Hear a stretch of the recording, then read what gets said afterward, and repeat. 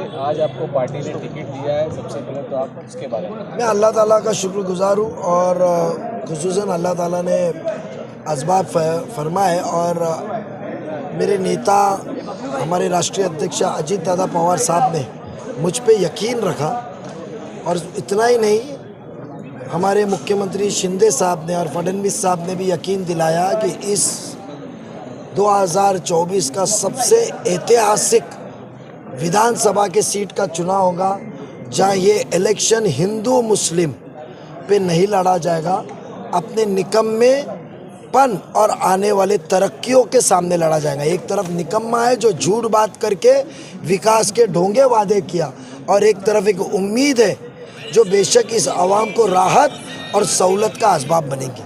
तो बेशक मैं उनका शुक्रगुजार हूँ और मैं मुमरा, कौसा, कलवा, तमाम कलवा, खारेगांव सभी यहाँ के आवाम का मैं शुक्रगुजार हूँ कि पिछले कई दिनों में उन्होंने जो ताउन किया है, मोहब्बत का मैसेज भेज के जो बुलाया है, तो मैं उनका शुक्रगुजार हूँ। मैं इतना ही यकीन दिलाता हूँ, काम करते आया हूँ, काम करता रहूँगा, काम ही मेरी पहचान है, मैं आपका उम्मीद को कभी नाकाम नहीं करूँगा।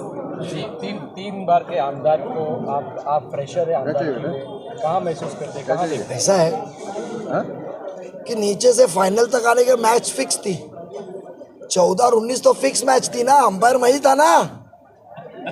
अरे अंपायर तो मैं था ना, मैच कैसी फिक्स होती थी? अंपायर तो मैं ही था ना, मैंने देखा ना। अब मैच हकीकत में होगी और पता चलेगा कि आवाम का रुझान का है। नजीब भाई, क्या चुनावी जब इतना विकास का काम था तो 19 में एमआईएम के उम्मीदवार को भगाए क्यों?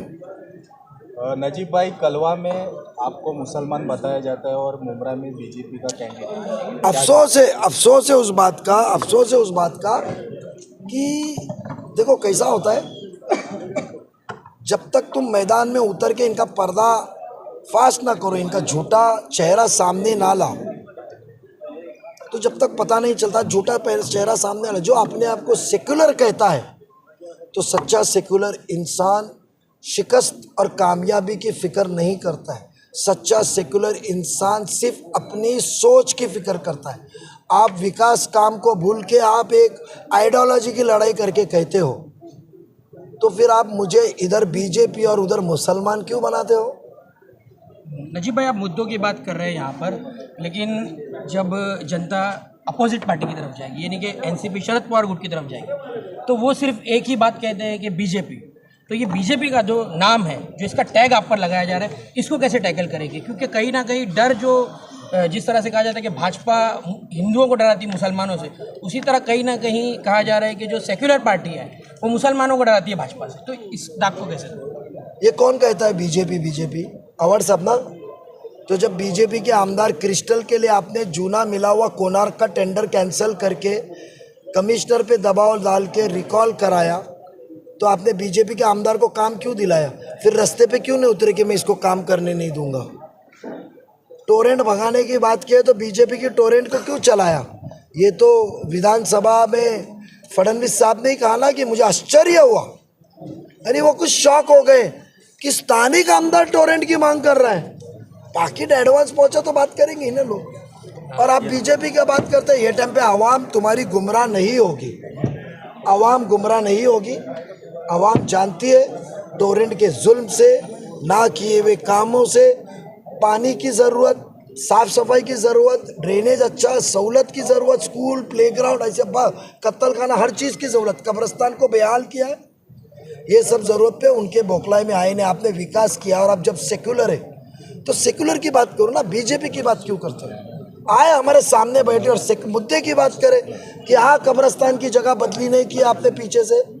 अरे मैंने तो कब्रिस्तान दिलाया था, वो ठहराव मेरे साइन का है, अवर साहब आपके साइन का नहीं था। नजीब मुल्ला को मालूम था कौन से ज़मीन पे लाया। हमने कहा था कत्ल खाने का रिजर्वेशन पीछे डालेंगे, मगर आपने कभी हमको बताया नहीं कि आपने कत्ल खाने की जगह पे कब्रिस्तान लेकर गया। नजीब भाई, कितने तारीख को आप फॉर्म भरने जा रहे हैं? 28 तारीख को इंशाल्लाह। नजीब भाई, आखिरी सवाल, अपने भाषण में आपने एक बहुत बड़ी बात कही कि सैयद अली अशरफ भाई साहब, शमीम खान या अशरफ पठान शानू, इनमें से किसी को खड़ा किया तो शमीम खान और कायम है उस पर आप? सुनो, शमीम खान और शानू का एक जिक्र किया मिसाल के तौर पे, जूनियर है वो, बट भाई साहब हकदार है।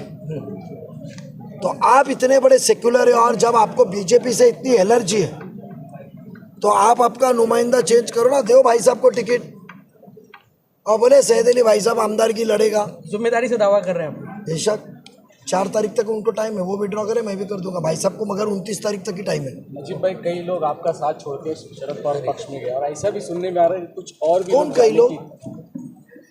कौन कई लोग? जसबीर हो गए, नईम खान, वो कब आए थे? वसीम बल्ली अब जसबीर ने मेरे को कहा फोन करके कि यार मेरे को दाऊद के इल्ज़ाम लगने से मुझे बहुत तकलीफ हो रही है, मैं आवार साहब के पास जाऊंगा, उन्होंने एक मशीन लाई है, मेरे दाऊद को लगे हुए इल्ज़ाम, मैं गैर कानूनी पैसे जमा करता हूं बिल्डिंगों के, मैं हफ्ते वसूली करता हूं, मैं जान से उनकी बेटी को उनको मारने के लिए यूपी गया था, ये इल्ज़ामों से मेरे ख़ानदान में, मेरे घर में सब नाराज़ है।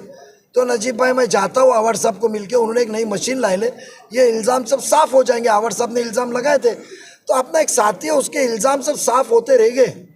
अब आवार साहब ने इल्ज़ाम लगाए थे, महीने साफ होते रह गए, उसकी ज़िंदगी सुधरती रही तो गया, हम नहीं भेजे उसको। एक स्टेटमेंट आपका था कि और रही बात दूसरे, तो खान साहब भी हमको बोल के गए, उनके ज़ाती मसला था, जाइए आप खान साहब, अवाम तो हमारे साथ है, हमारे शादाब फातिमा पर सब साथ में।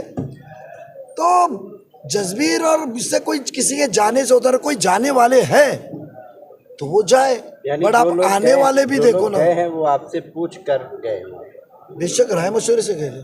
और ऐसा भी माना जा रहा है कि कुछ जो साथ में फिलहाल है वो भी जाने की संभावना है। अरे बाबा,